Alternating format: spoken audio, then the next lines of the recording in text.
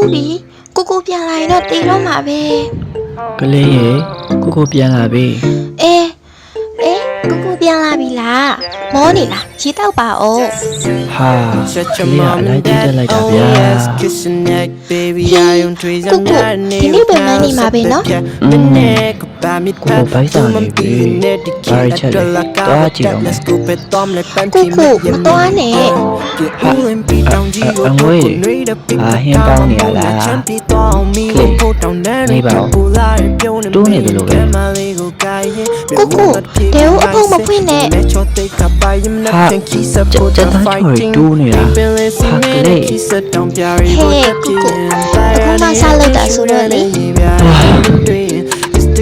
နေ့ကိုစားကြပါဗျာ ကလေးနောက်ခါမဖြစ်စေရဘူး ဟုတ်ပါပြီဗျာ